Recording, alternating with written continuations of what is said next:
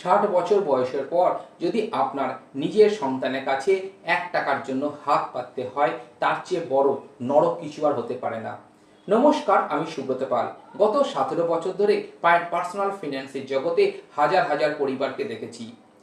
গতকাল আমার অফিসে 65 বছরের একজন বৃদ্ধ এসে কেঁদে ফেললেন এবং আমারও খুব খারাপ লাগলো। বললেন, সুব্রতবাবু, সারা জীবন শুধু আমি চিন্তাই করে গেলাম, কিন্তু কাজের কাজ কিছু করতে পারিনি।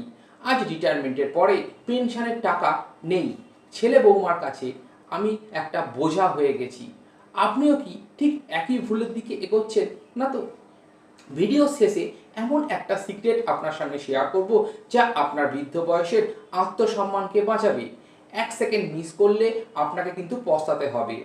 আমাদের আসল সমস্যাটা কি জানেন? রিটায়ারমেন্ট নিয়ে আমরা শুধু চিন্তাভাবনা করি, কিন্তু কোনো রকম প্ল্যানিং করি না। আমরা ভাবি ছেলে বড় হয়ে দেখবে বা পিএফ এর টাকায় চলে যাবে। আচ্ছা, আজকের বাজারে গিয়ে যে ওষুধ আর দাম আজকে 100 টাকা, 20 বছর পরে সেটার দাম কত হবে জানেন? উত্তরটা জানলে আপনার রাতের ঘুম উড়ে যাবে। এর একমাত্র সঠিক সমাধান হলো চিন্তাটাকে দূরে সরিয়ে রেখে আজই একটা সঠিক প্রয়োজন ভিত্তিক রিটায়ারমেন্ট প্ল্যানিং শুরু করা।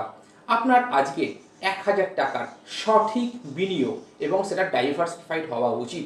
তাহলে 20 বছর পরে আপনার কোটি টাকার কর্পাস বানাতে পারবে।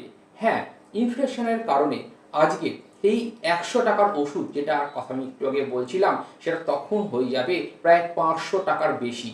তাই আপনার রিটায়ারমেন্টে চাই এমন একটা ইনফ্লেশন বিটিং, মানে ইনফ্লেশনকে বিট করতে পারবে প্রোডাক্ট, যা আপনার ব্যাংক এফডি তথাকথিত এফডি দিতে পারবে না।